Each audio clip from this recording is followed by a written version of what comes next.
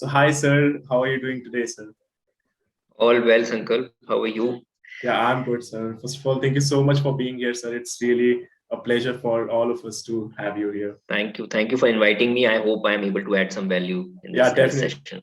definitely, sir. Definitely. So, first things first is that, like, you are already an investment guru and SEBI registered investment uh, coach. So, the first thing that I would love to ask is that why should somebody invest? Like, that's a basic question. Well, I think why investing is not really a big question for most of the people because we come from a culture where saving has been there as a part of every family, right? The only thing is the way we used to save and where we used to save. That is kind of taking a transition or a transformation is happening there.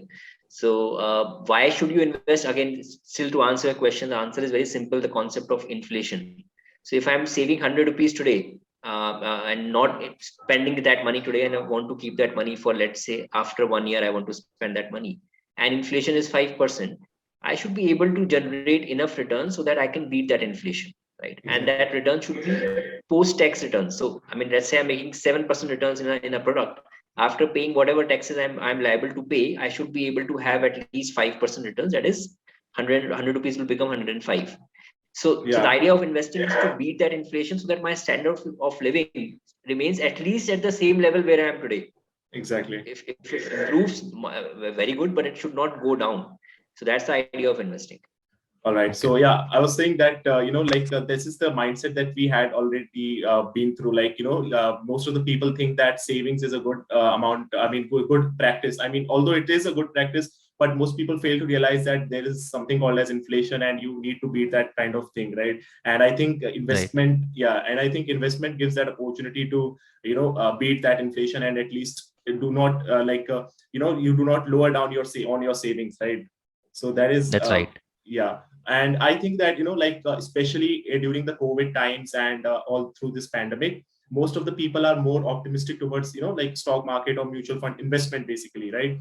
And we Mhm. all over the internet we have heard that starting investment at an early age is really beneficial. So what's your take on this? Like, is it a good practice, or is it something like you are wasting your parents money or something like that? See, when we say starting at early age, you can always start when you are a student and you're getting that pocket money. But even if you don't start, then you can always start from your first paycheck. Very few people start investing from their first paycheck because initial years the psychology is let's enjoy each day as it comes and let's spend money. There's no liability, no responsibility right now. We'll start saving maybe after 5, 7, 10 years, or maybe when we have decent saving amount. So that one psychology people have is that I should have a decent amount. What's the point of investing and saving 500,000, 2,000 rupees, right?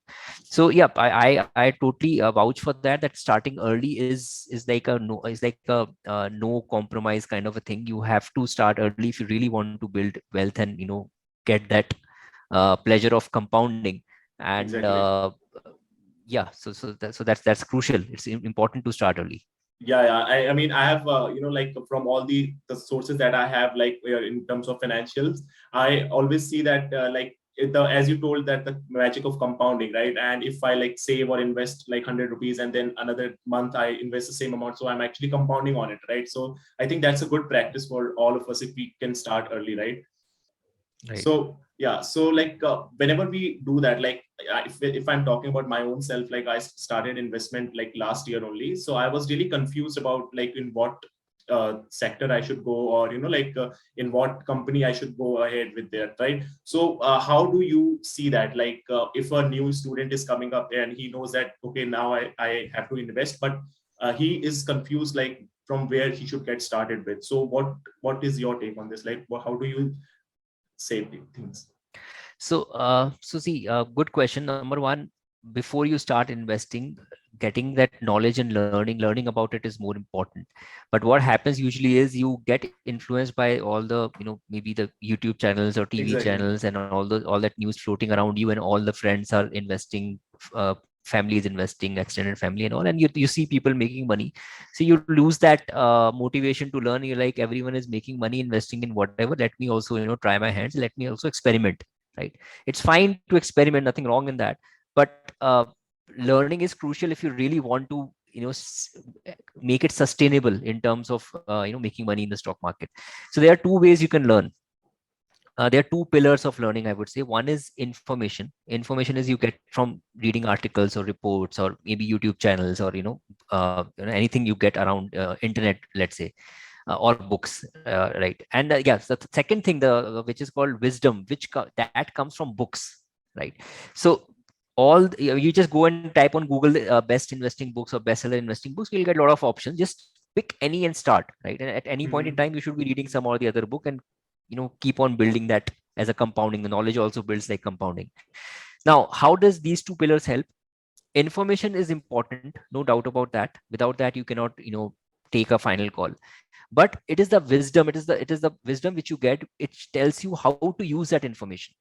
So I see a lot of people watching a lot of YouTube videos and talking about it, and I mean, that's good that they're gaining information. That's important. But how to implement that information, how to train your brain for that right temperament, that comes from the books, right? So what I recommend to all the investors, be it young or someone starting late, whatever time you're starting, start reading books. That's more important, because I know you will open YouTube channel and watch a lot of videos that I don't have to motivate you for that, but motivation is required when you have to really read something and focus on something like that. So these two things they're crucial, and once you are on that journey of learning and using the information with the right mindset and temperament, you will definitely succeed in terms of your investing returns. Yes, definitely. Like any specific book that you would like to recommend to all the new people?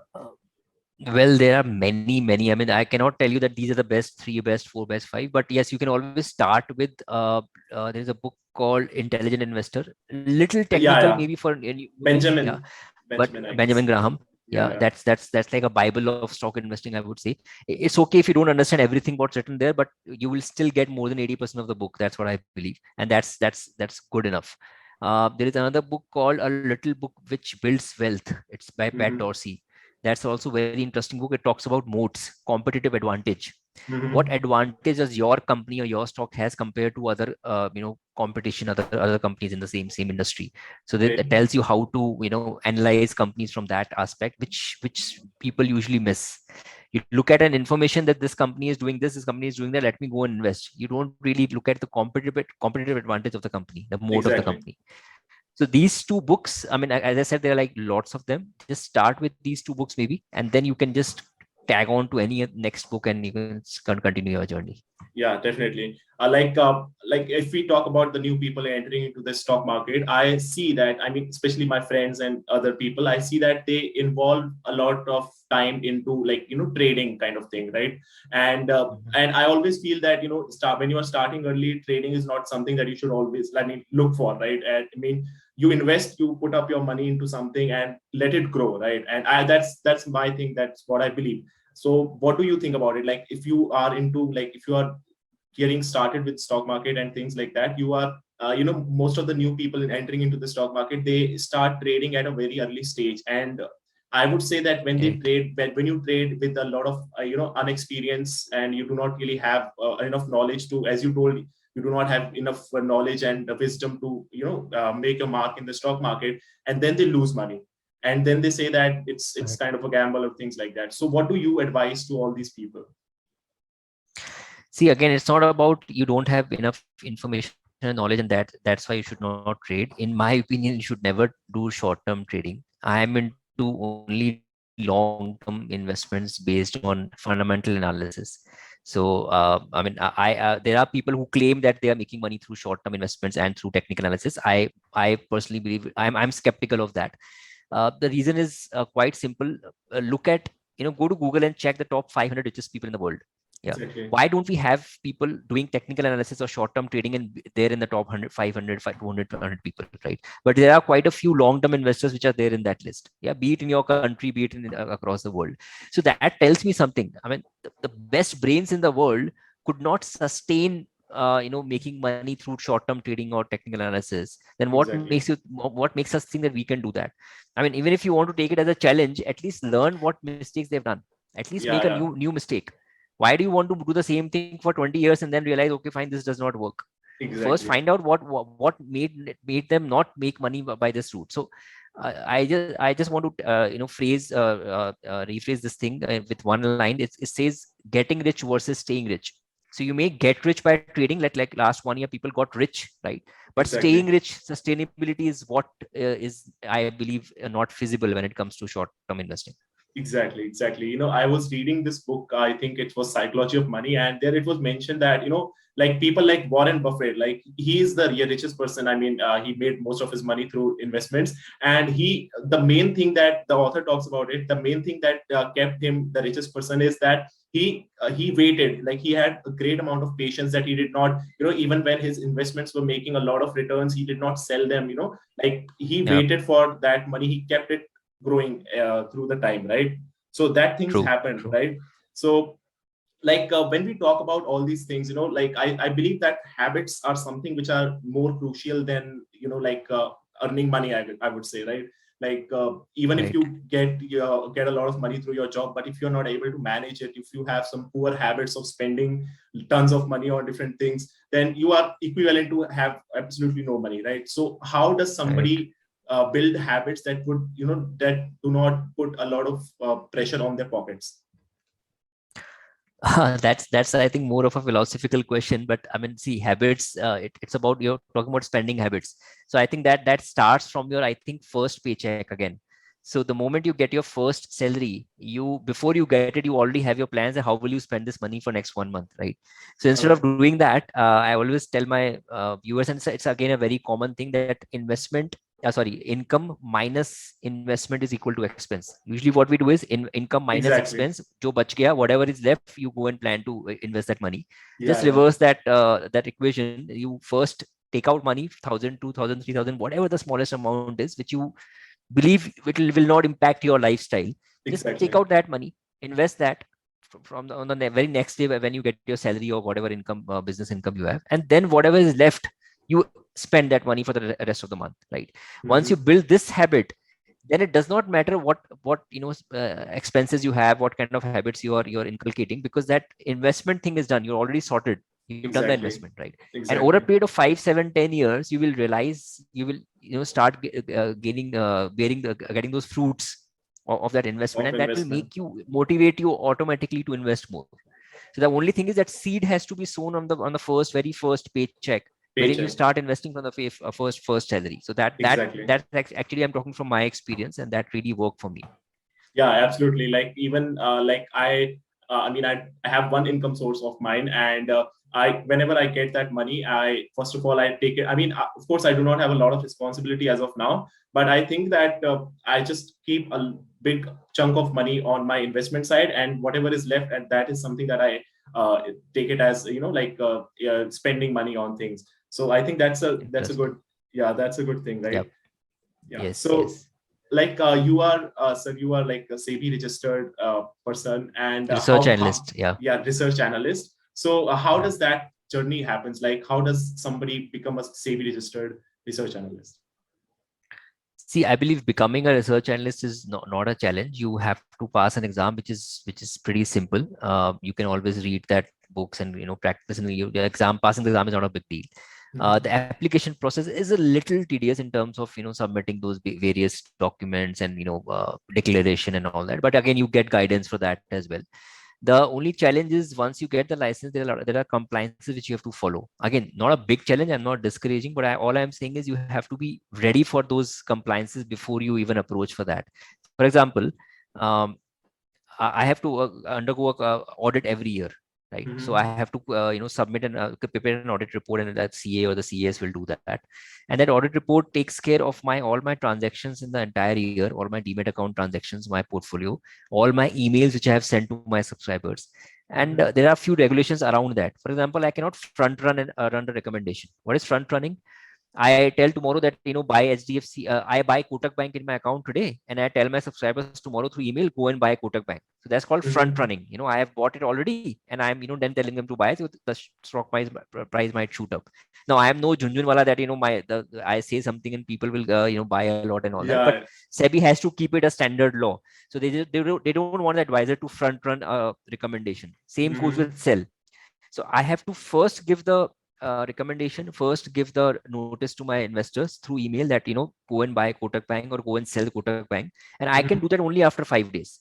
Right. Okay. So now this is a very simple thing, but I cannot, afford to say that I made a mistake and I did not do it, or I did the other way around. So I have to be prepared that I am ready to do all those compliances. And I have the required infrastructure or the structure in place, and I'm following that.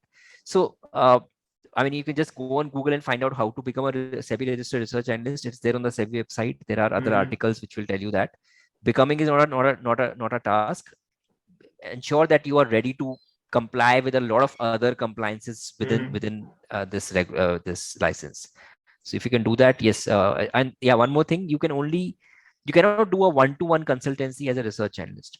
So SEBI has got various other licenses. One is called SEBI registered investment advisor. Yeah, I am a SEBI registered research analyst, right? So I cannot, go and do a customized advisory for Sankalp, for example. I cannot do a customized advisory for ABC and Manish and Ajay and all those. I can only do a generic advice, right? So, so that also you should be aware what kind of service are you willing to provide? Is it one-to-one service, or is it a generic advice? Right? And I can only charge a fixed fee. Your portfolio is 1 lakh or 10 lakhs or 10 crore. I cannot charge you 1% of that or 1.5% or 0.5% of that. I can only charge a fixed fee. Fixed amount. It's like you go to a doctor, whether you are a taxi wala or you are a billionaire, the doctor will charge the same fixed fee and he'll give you the prescription. So the same way, I'll charge a fixed fee and I'll give you the prescription. Yeah, definitely. And it's a kind of a very responsibility job. I mean, whatever you told, it's absolutely great. And I would ask you one thing, we have seen, especially in India, there's a lack of financial literacy among people, right? And I think you would completely agree that from our generation of our parents, most of them are not really financially literate on a lot of bases, right? So what do you think, and how did you, especially you also grew in similar kind of environment, and things like that must have happened with you also. And how did you tackle with that kind of situation? When your parents are not really, they are very optimistic about things related to money, but they are not really specific about the changing or variable environment of the stock market and things like that. So what do you think about it? So Sankalp, in my case, it was totally the other way around. My father started investing in stock market in 1978. And I'm in this field today because he was there. So else I would have not. I would have been like any other, most of the Indian families. So, so what people have created in property, in real estate, the kind of wealth people have created there, I've seen my father doing that in stock market, and that's where the conviction and the confidence comes from. So, so in my case, it was the other way around. My father always encouraged me to invest in equity market because that's where he has built his entire corpus. And that's how it happened for me. So I would say I got a pretty good platform and foundation in terms of the learning which I got from him, because he had made all the mistakes which you can make in the markets, and I was saved from making the same thing. So I was willing to learn what he has done in terms of the mistakes, and I did not repeat them. So yeah, but yeah, in general, financial literacy, I would say, is not really a literacy problem with the previous generation. So they did what they did, and they build their wealth the way they wanted to, and I think they have fulfilled their obligations and responsibilities pretty well. But the only thing is, times are changing now. The people are getting more aware, but aware also in a wrong sense to a large extent, that they invest in equity market for short term. So it's good that you're investing in equity market, that awareness is coming, but that literacy is lacking, where you don't invest there for long term. You invest for like 1 day, 2 day, 1 week, 2 months, 3 months, 6 months. So that's where that gap is. So that gap can be filled only with knowledge. There is no other alternate. Yeah. And I'd love to ask, how would you teach your children, how do you see the financial markets, or how do you will, you are a research analyst already, and how will you teach your children or your students or anybody, if you wanted to give some real advices, or how would you is it a process that goes from the from the I would say childhood to the adulthood, or is it giving some tips and tricks that how you could understand the financial literacy or things related to finance? Interesting question. So my elder daughter is 5 years old. So we have not really started talking about money to her right now. But yes, I know that I mean there are like books, there are courses, there are this infrastructure available, resources available where I can train myself on how to talk about money to my kids. So you have touched upon a very important point. That we as a culture in India, we don't talk to children about money because we have this concern that we don't want to make them money minded. They should just focus Exactly. on their studies. What's the point of talking about money and investment right now? You grow up and then you do it, right? And the Exactly. reason behind that is we don't know how to talk. We are not Mhm. trained ourselves on what to talk and what to say and how to train them, right?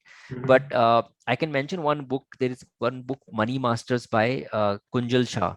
Mhm. It is for 8 years plus children, and they have some short stories on how Mhm. to, I mean, that those stories can be read to children or they can read by them, and they will learn the subtle ways of how about money management and investing and saving and all that. So that's like Mhm. the one step, one thing which you can do to train your children. So Mhm. definitely, I mean, once my child turns 8, that's one thing which I have ready. That one storybook is something I have ready, which she can always read, and I can Yeah. maybe make her read. And then, I mean, there are ways to. I'm sure there are other resources available. You go on internet and find. You Yeah, will get that. definitely. The Yeah, point is you should be willing to do that. As a parent, you should be willing to do that. That's more exactly. important than you. That resources are always available. Absolutely correct. Like I have my brother, he's just 10 years old right now. And when I got to know about like when I entered into college and I got to know more about, like finances and especially in the lockdown period, because I was reading a lot of things, I got to know that, if you teach your like younger people, like younger selves that in small terms, like even if you are going to a market and you are bargaining some things, then you can make them understand the reason behind that, or if some kind of things are happening in the market, then you can teach them or you can say them that why is it happening, and like you understand, like Yeah. in small bits by bits, they will be like having Right. they'll apply their own brains at how is it happening and why things are happening like that, right? So I think that's Right. also a great strategy that we can have, right? So Yes. Yes. Definitely. yeah, so on your recent LinkedIn post, I read that thing that you attained a financial freedom, right? And how does someone reach the financial independence kind of thing? See, I have reached through equity investing. So Mm-hmm. my dividends, I mean, I will say that there are two levels of financial freedom, and I have achieved the first one for sure, and the second one is not too far. So Mm-hmm. the way I have achieved right now is I have enough investments, enough corpus, and I'm getting pretty handsome amount of dividends from that stock investing, which Mm-hmm. covers my household expense to a large extent, Mm-hmm. right? So I don't have to sell my assets to do that. And of course I'm earning side by side, so that covers everything.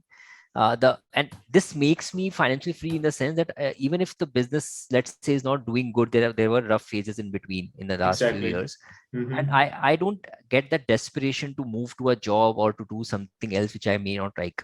So I'm doing what I Exactly. what I like. I can stay persistent on that. Why? Because I have that financial safety, right? So that's the level of financial freedom.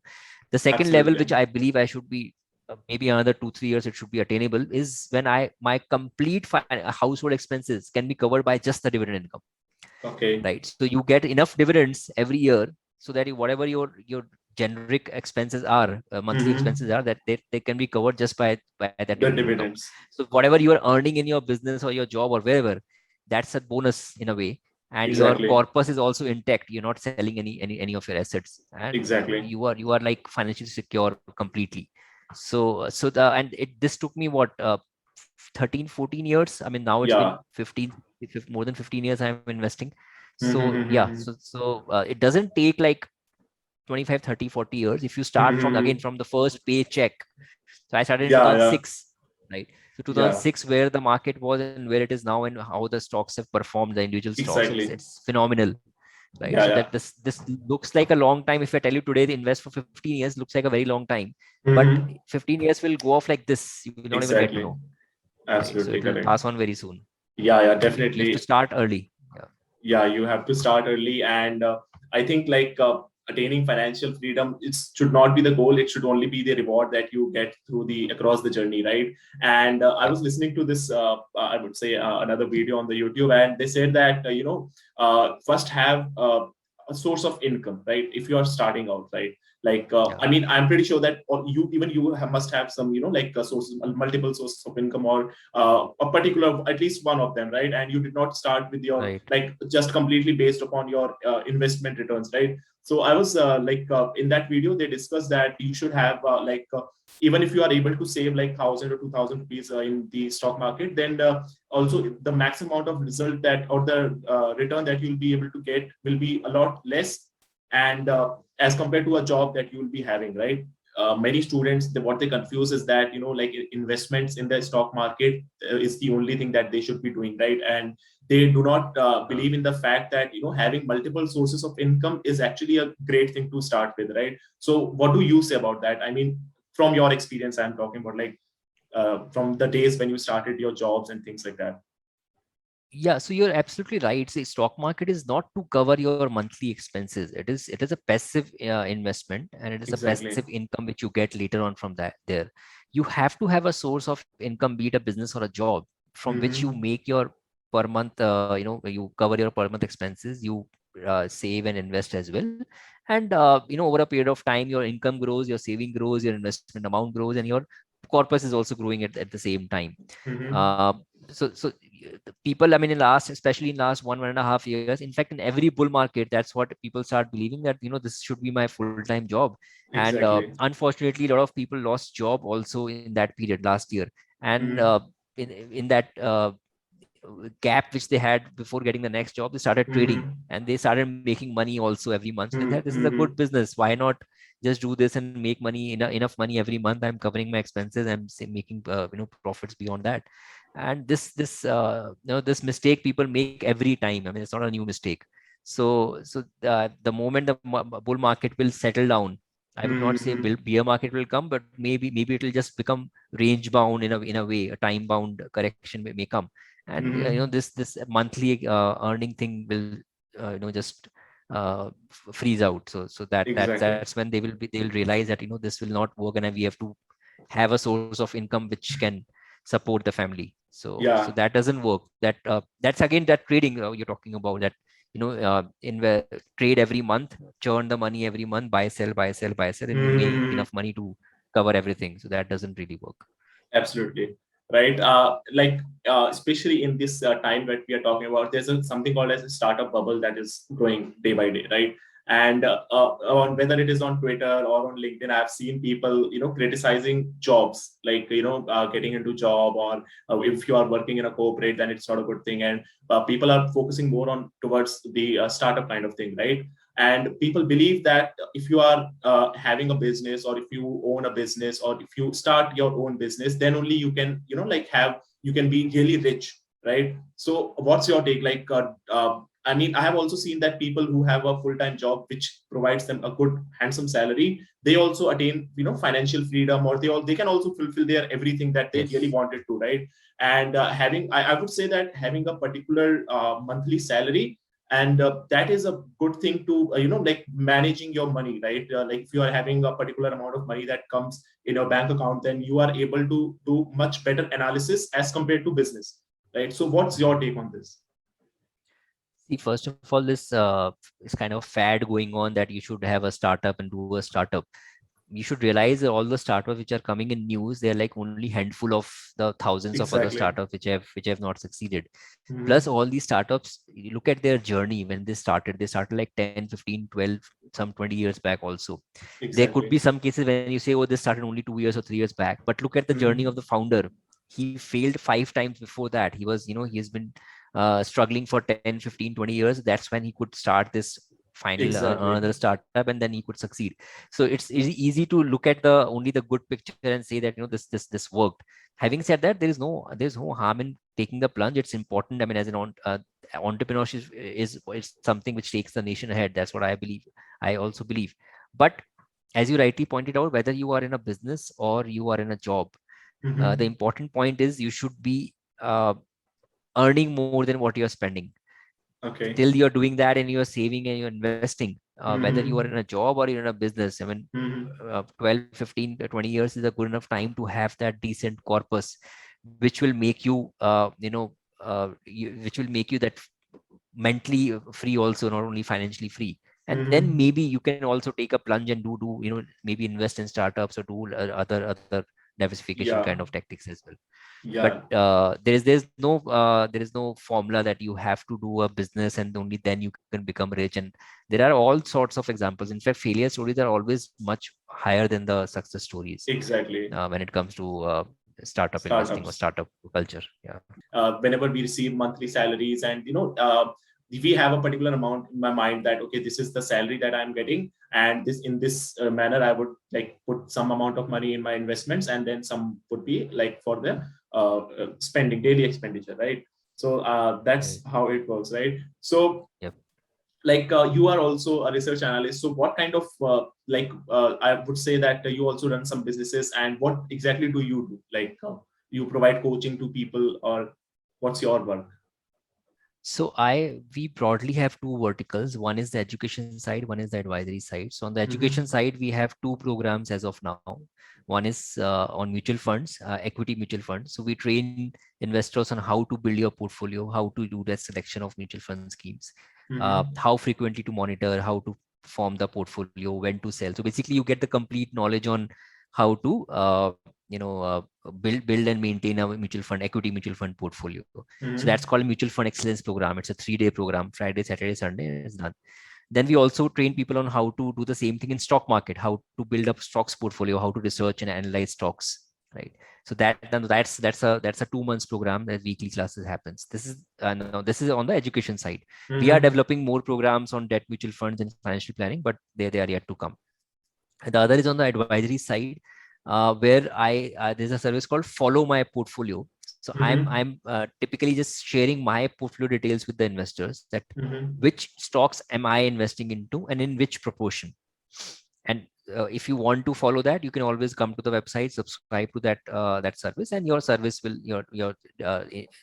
start.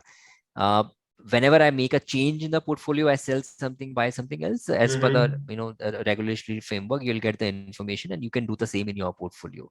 So All this right. is actually called skin in the game, wherein I am investing in the same stocks which I am kind of recommending. I would not call it recommending, but I'm just sharing the same information with you. So Mm-hmm.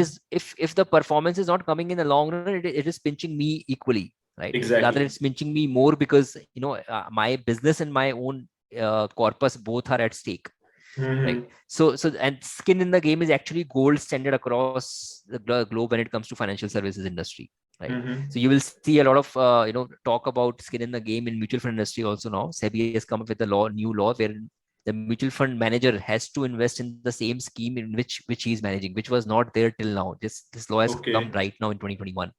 So All that's right. how important skin in the game is. So right now, I mean, most of them, what they were doing, they were just experimenting on public money, and whether Mm-hmm. return comes, it's Exactly. good. It doesn't come, it does not really pinch them, right? So Exactly. now that will start happening. All So yeah, right. so that's about the advisory side. But yeah, just one thing I want to add here, inform here also, that this follow my portfolio service which I have made it donation based now. I've All been right. lucky, fortunate enough to have my corpus and generate enough revenue from the education side. So when you go to my website, you will see 3 NGO options there. Instead of Mm-hmm. paying the money to me, which is 15,000 rupees per annum, you Mm-hmm. donate to any of them, any one of them, and All your right. service will start. And you will Oh, also that's get the great. ATG certificate to get the tax rebate and all that. So that will come from the NGO. So we All have right. tied up with 3 NGOs as of now. One is Mm-hmm. Akshay Patra Foundation, Mm-hmm. the midday meal. Yeah, yeah, One yeah. is I got it. Sampark Foundation, and the other is Grameen Foundation. So these Wow. 3 NGOs, you can just choose any of them, donate, earn some karma points, and build your stocks portfolio also. So that's Yeah. what we are doing. So I'm not, generating revenue from that service as of now. Yeah, that's really good. Like I haven't seen anybody else doing these kind of things. Like it's unique, and that's the reason, right? And like when we talk about things like portfolio and I mean having the similar kind of portfolio, having similarities in the portfolio. Like when I started out with my investment things, I was advised, like my friends only, like nothing like any sort of investor advisor or something. My friends told that, if you will like follow Rakesh Jhunjhunwala's portfolio, then you will equally, grow along with that. But then I realized that, of course I didn't listen to them. I realized that they have the risk capability also in a similar way. Like if somebody is investing that much amount of money into something, then they will have some other means through which they can cover the risk if that does not work out, right? So what's your take on this? Like, what do you think about that? See, copying successful investors, you must have heard this kahawat in Hindi, nakal mein bhi akal chahiye. Right? Exactly. So when you copy something, you need brains in that also. So there are some very basic things which anyone should know before copying someone. There's nothing wrong in copying. Mm-hmm. Number one, let's say a news comes, Rakesh Jhunjhunwala bought shares of X and Y company worth 1,000 crore rupees, right? Mm-hmm. So big news, comes like a headline, and investors are like, oh, he's investing 1,000 crore in rupees in this company, must be very good, must have done very good research. He's Rakesh Jhunjhunwala, right?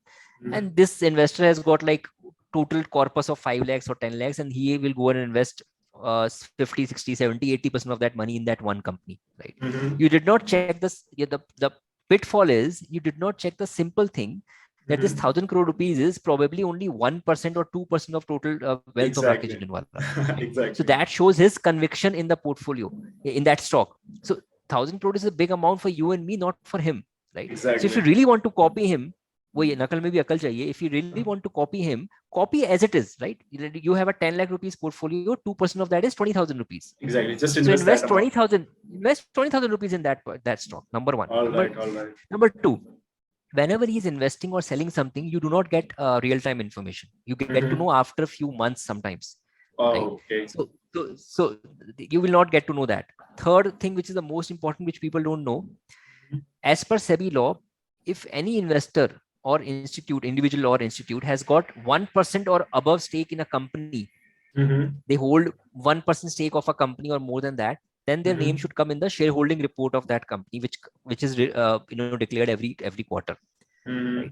So if Mr. Rakesh, what these investors typically do, they will buy 0.9% stake in a company, and after 5, 7, 8, 10 years, they will bring it up to 1%. Right? Okay. And that's when the public gets to know that this person has got shares worth this value today. Right? They do not know that this guy bought majority of shares 7 years back at a much lower price, right? And the entire public goes and rushes in to buy that stock. So you don't get to know what is the actual date and the rate at which that investor bought the majority stake in that company. Maybe they bought it right now only, but you don't know that for sure. There's no one telling you that. Right? And same thing happens when they sell. If they sell, let's say in the month of October right now, the shareholding report of October, November, December, Q3 will come in January end. So you will get to know in January end that they have sold this share which you were copying and holding on for last few months. Exactly. Right? So you cannot practically you cannot even copy them properly. Exactly. And the last important point, within the same framework, the stocks in which they have less than 1% stake in the company, you will not even get to know. So you don't even have access to their portfolio completely. Number one. Exactly. So when you don't know their complete portfolio, how can you copy? Exactly. So there are a lot of flip sides and disadvantages. A lot of information gap when it comes to copying someone. You don't really know what do they have in complete, and you don't really know what is the allocation they have, and you don't get to know in real time when are they buying and selling. Yeah, that's the whole new kind of information. I mean, nobody has ever told these kind of things ever. Like even when I was researching, and that's a good thing. Like you never know. That's why knowledge is required, right? So that's where knowledge comes in play. Definitely. And the point you made, like, they only have 0.9% of that. And when they will convert it to 1%, it was like back 5 to 7 years ago. And then it simply makes a fool of you if you are copying it with all your heart, right? So that's very important. So like when we talk about stocks and all these things, there is a very booming economy, I would say, and that's about the cryptocurrency world. Okay, what's your take on the cryptocurrency market? That it's I won't say that it's similar to stocks and things, but people are very aggressive on that also. So what's your take on that? See, I have failed to understand cryptocurrency as of now. I mean, whatever little I have read or heard, and watched the videos and stuff, I have not been able to understand. I cannot say that this concept is crystal clear in my head, how it is functioning, why the changes are happening, and how it's very dynamic also. Every other day you get to know something new about this market. So I have stayed away from it for that reason.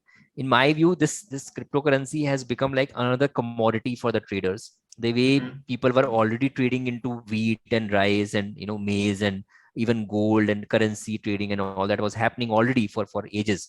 One more commodity has been added for those traders, and you can start trading in there that also. Exactly. So I'm not saying it will not work, or what is the future. I don't know. Maybe cryptocurrency will become even huge, bigger, and it will start coming in daily usage. I am not able to predict that.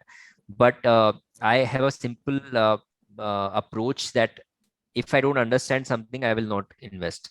So since Exactly. I have not understood cryptocurrency as of now, so I would like to stay away. As I said that last year I started to invest and things like that happened. I have seen that most of the people say that what stock market can teach you in 10 years, the crypto market can only do it in 1 year or in a few months, right? It's highly volatile, and I would say that it's a good thing if we talk about like the Web 3.0 that is coming up, like in the ahead years in the economy. That's like just the way we had Web 2.0, we are moving ahead with the blockchain technology and things like that are happening, and it actually needs a good framework to start with. Like that's what I think. Like is in terms of crypto, like as we know that it's blockchain and things, nobody has decentralized and nobody has an access to what's happening in the market. So I would say that it's highly volatile, right? Yeah, right. Yeah, all So right. So blockchain is different. Blockchain is a technology which is fine. I mean, exactly. it's good that banks and across the country, all the industries are incorporating Mhm. blockchain. So that will Mhm. definitely help a lot to the consumers and to the to a large community. But Mhm. building a cryptocurrency over a blockchain is a different world altogether. So that's where Exactly. the volatility is. Yeah, definitely. So with this, we end the podcast, sir. Thank you so much for being here with us. Sure. Thank you so much, Sankalp, once again for inviting me, and I hope this will add value to the Definitely, audience. definitely, sir.